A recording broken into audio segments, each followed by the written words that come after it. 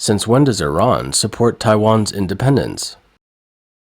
Since December 10, 2022, this is the front page of the Iranian newspaper, Arman Daily, with a bold headline, Taiwan's Independence, Legitimate Right. Recently, Iran, which has close ties with the Chinese Communist Party, or CCP, is upset and feels betrayed by Beijing. The reason is that during a 3-day visit to Saudi Arabia from December 7th to the 9th, 2022, Chinese Chairman Xi Jinping hosted 3 major summits back-to-back, namely the China-Saudi Arabia, the China-Arab Summit, and the China-Gulf Cooperation Council Summit. In related joint statements, in addition to the nuclear issue, which is extremely taboo for Iran, the sovereignty of 3 disputed islands between Iran and the United Arab Emirates was also addressed. The original attempt by the CCP to bring in Saudi Arabia at a time when it's at odds with the US has brought unexpected troubles. Does Beijing have the ability to solve them? And did the CCP leader get what he really wants after visiting Saudi Arabia? In this episode, we explore these issues.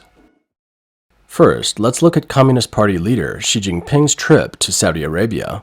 The Saudi press agency SPA reported that Xi Jinping met with Saudi Crown Prince Mohammed and King Salman successively on December 8th and signed a comprehensive strategic partnership agreement between the 2 countries. Xi also expressed that China is willing to help Saudi Arabia diversify its economy and both sides should properly implement their joint One Belt, One Road initiative.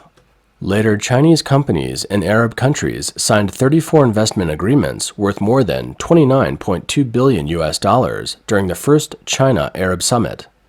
In the interim, there were concerns about whether Saudi Arabia would agree to settle oil deals between the 2 countries in renminbi. It is one of the indicators to measure the success of the CCP leader's visit. Renminbi settlement is a financial strategy the Communist Party has been promoting, with the Belt and Road as the main pillar. It has more opportunities than Russia's ruble-denominated approach. Hence, it will indeed have some impact on the dollar-denominated model. Prior to the China-Saudi Arabia summit, the CCP pushed to have the 2 countries reach an agreement on settling part of their crude oil trade in renminbi.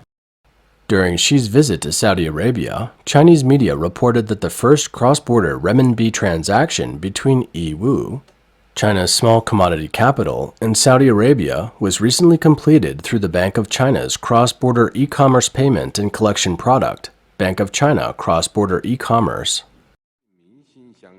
On December 9th, Xi attended the Gulf Summit and specifically proposed the development of renminbi settlement for oil and gas trade.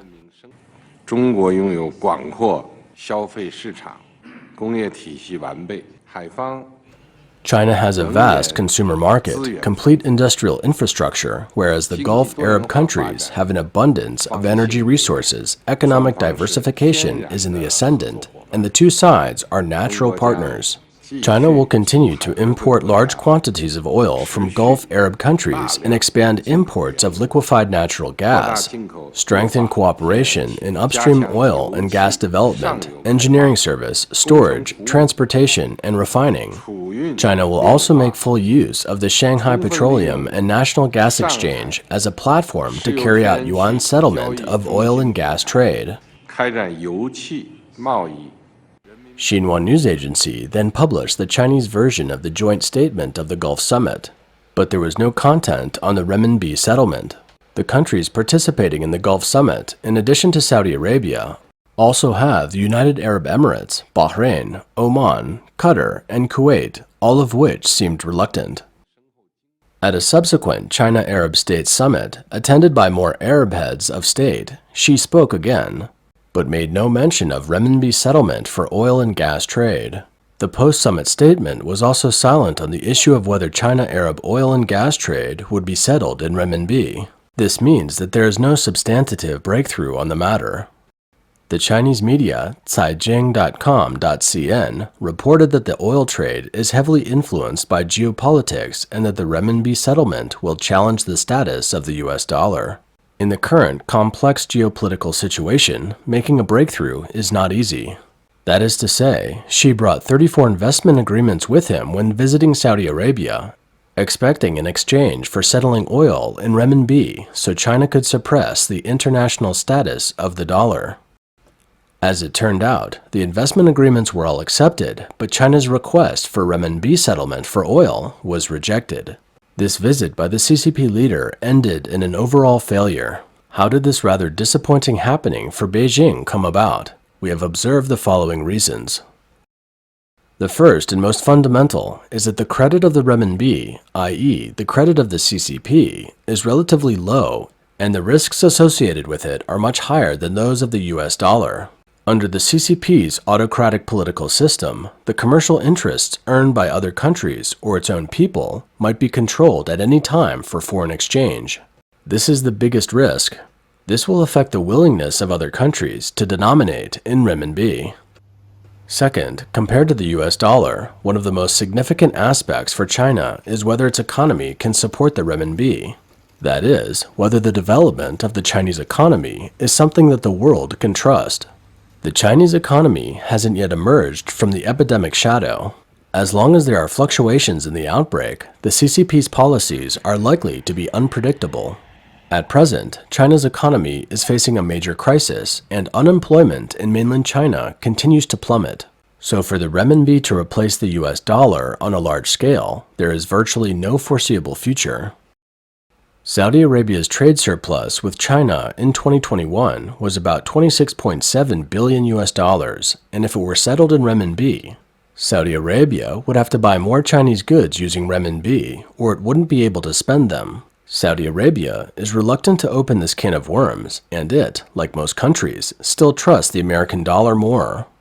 Moreover, if we look closely at these agreements between China and Saudi Arabia, we will find that they are more like gifts from the CCP to Saudi Arabia. In the past, when US and Western heads visited China, Chinese communist leaders often showered them with large purchase orders. On November 4, 2022, German Chancellor Scholz made a brief visit to China, and the Communist Party sent a 17 billion US dollar purchase order for passenger planes, and German vaccines were also allowed into China. But this time, the CCP leader visited Saudi Arabia as a great power, but still had to present gifts that were somewhat embarrassing. But it seems that the CCP had no better choice. On December 10th, Xinhua news agency reported in an inconspicuous position on the front page that Sinopec, Saudi Aramco, and Saudi Basic Industries signed another major deal on refining and chemical industry. It's supposed to be the larger agreement signed by both sides. The implementation of this agreement is tantamount to securing a renewed large order of oil exports from Saudi Arabia to China, a big gift from the CCP leader to Saudi Arabia. The CCP presumably didn't gain much ground with the other agreements. In 2021, China exported about 30.3 billion US dollars to Saudi Arabia and imported about 57 billion US dollars, running a large deficit. The CCP leader's trip was supposed to boost exports to Saudi Arabia and reduce the trade deficit, but it turned out to gift more to Saudi Arabia. Looking back at 2017, the first visit of then US President Donald Trump was to Saudi Arabia, when a 110 billion US dollar arms sales deal was reached. This is something the CCP leaders obviously couldn't do. In addition, Xi proposed 8 joint actions at the first China-Arab summit, saying that China is willing to explore with Arab countries to implement a 5 billion renminbi aid project, including 30 Arab countries, and to exempt 98% of the products of the least developed Arab countries from tariffs, with the expectation that China-Arab trade volume will reach 430 billion US dollars by 2027. And so, on December 10, 2022, Xi returned to Beijing from his trip to the Middle East. The rather brief report by China's state news agency Xinhua, followed by very low-key concluding commentary, stood in stark contrast to the days of extensive follow-up coverage. Clearly, the results of the Communist Party leader's visit to Saudi Arabia aren't something to brag about. This suggests, in part, that the attempt by the CCP leader to fill the gap left by the US and the West in the Middle East through this trip has failed to materialize. Saudi Arabia, or the Arab world for that matter, is still largely dependent on the US. But it looks like they are willing to play the China card, so that they can use China as another option when dealing with the US or the West in the future. The Saudi foreign minister said that after the summit, when asked about relations with the U.S., that Saudi Arabia will continue to cooperate with all partners. We are very much focused on cooperation with all parties, and I think competition is a good thing. So we are in a competitive marketplace. We have to compete as the Kingdom of Saudi Arabia with a number of economies, and we compete very actively, and we have a very detailed strategy, Vision 2030, to make the country's economy more competitive. Part of that drive to being a competitive economy is cooperating and being open to cooperating with as many partners as possible. So we feel it absolutely necessary that we are fully engaged with the largest economy in the world, which is the US, which is our traditional strategic partner, and we will continue to have a very strong engagement with the US. On the other hand, China, as the second largest economy in the world, as our largest trading partner, will continue to play an important role in our plans, in our progress towards economic diversification away from oil, in building a larger, stronger, more resilient economy. So we will continue to work with all of our partners, and we don't see it as a zero-sum game by any means. We see it as a normal part of building a large and sustained economic environment. In July 2022, President Biden made his first trip to the Middle East and spoke at a meeting with 9 Arab leaders. He said, "We will not walk away and leave a vacuum to be filled by China, Russia, or Iran. We will seek to build on this moment with active, principled American leadership." What can be seen now is that the CCP is caught in a situation of international isolation as the confrontation between China and the US intensifies, and is eager to open up a channel from the Middle East to find a way out. On December 8th, Xinhua reported on an interview with a member of the Fatah Central Committee. The Fatah Central Committee is the highest decision-making body of the Palestinian organization and political party. He has visited China more than a dozen times and is presumably an old friend of the CCP. Xinhua had hoped he could help promote the cause. However, he revealed that it was only in 2018 that China and Arab countries agreed to establish a strategic partnership. This summit establishes a historical new phase of relations between China and Saudi Arabia that aims to deepen the cooperation with China on all sectors and to coordinate views on regional and international matters. The Gulf Cooperation Council considers China an essential and important partner. This partnership has positively affected our common interests, as well as the security and stability of our region. It has only been 32 years since Saudi Arabia established diplomatic relations with the CCP in 1990. Yet the CCP was founded 73 years ago. It wasn't until 2022 that the largest and highest profile diplomatic operation took place between the two countries, indicating that the depth of engagement had been limited. The strategic partnership between China and the Arab states has only been in place for 4 years, and the CCP still has a long way to go if it tries to fill the gap between the US and the Middle East. The trip of the CCP leader doesn't seem to have achieved the expected results, but has instead brought unexpected troubles. It's because, in a rare fashion, the joint statements name several specific countries. For example, China appreciates Saudi Arabia's initiative to end the war in Yemen, emphasizes that the Houthis should abide by the ceasefire and cooperate with the UN Special Envoy in Yemen. The two sides discuss the progress of the Palestine issue, supporting the right to establish an independent state based on the 1967 borders with East Jerusalem as its capital, calling on Iraq to respect Kuwait's sovereignty and territorial integrity and to comply with UN Security Council resolutions. It also calls for an end to the Israeli occupation of the Palestinian territories, the illegality of Israeli settlements in Palestine and the occupied Arab territories, and the invalidity of Israeli unilateral initiatives aimed at changing the status quo in Jerusalem, etc. In the past, the CCP has avoided these complex international and regional hotspots in the face of Middle Eastern issues under the rhetoric of non-interference in the internal affairs of other countries. But this time, it has taken the unprecedented step of counting the problems of Middle Eastern countries. These attitudes are supposed to be mainly to please Saudi Arabia in exchange for upgrading the relationship to a comprehensive strategic partnership and maintaining the strategic partnership with more Arab countries. But this time, the CCP has intervened in various difficult issues in the Middle East and has offended virtually all the countries involved, including potential allies such as Iran and the Houthis, who are backed by Iran. In the above-mentioned statement, the CCP stated, regarding the Iranian issue, the two sides agreed to strengthen joint cooperation to ensure the peaceful nature of Iran's nuclear program. The two sides called on Iran to cooperate with the International Atomic Energy Agency to maintain the nuclear non-proliferation system. This also involved the three islands in the Strait of Hormuz, where Iran and the UAE have sovereignty disputes, saying that the leaders of both sides emphasized their support for all peace efforts, including the United Arab Emirates, aim to conduct bilateral negotiations in accordance with the norms of international law to peacefully resolve the three islands' initiatives and efforts to address the issue. Iranian Foreign Ministry spokesman Nasser Kanani expressed surprise at the Iran clause in the joint statement, and the Iranian foreign minister noted on Twitter that the three islands are a purely territorial and inalienable part of Iran, and Tehran will not hesitate to defend its territorial integrity. A political advisor to Iran's president tweeted in Persian that Iran had prevented the spread of terrorism to the east and west, implying that Beijing lacked loyalty and appreciation. The Iranian authorities urgently summoned the Chinese ambassador on December 10th to express their strong disapproval. What appears to have happened is that the Iranian media responded with a front-page story on Taiwan's independence, legitimate right.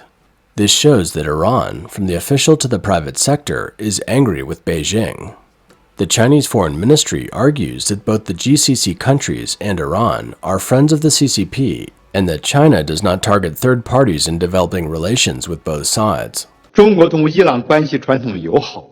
China and Iran have friendly relations. It's the common choice of China and Iran to consolidate and develop their comprehensive strategic partnership. China is willing to strengthen coordination with the Iranian side to promote new progress in their relations. China and Iran have signed a comprehensive partnership plan and will start the implementation work early this year. China will work with the Iranian side to promote pragmatic cooperation between China and Iran and to take steady action to pursue long-term benefits.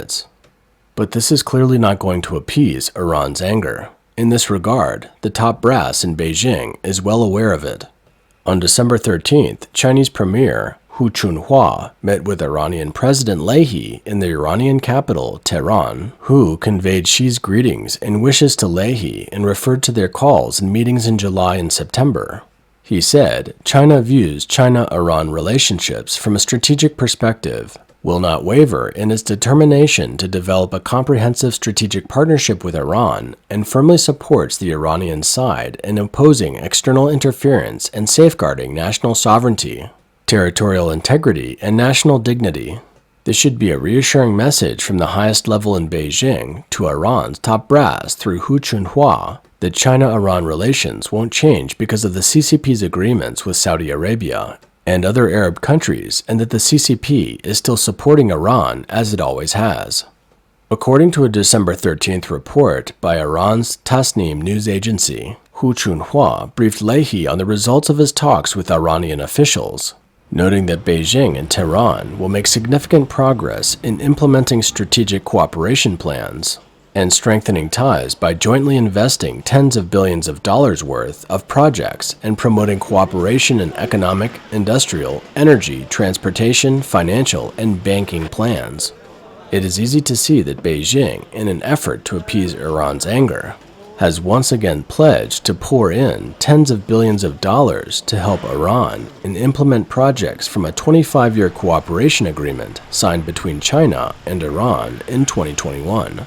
Although the investment is said to be joint, the CCP usually puts up the lion's share, otherwise Iran would not be satisfied.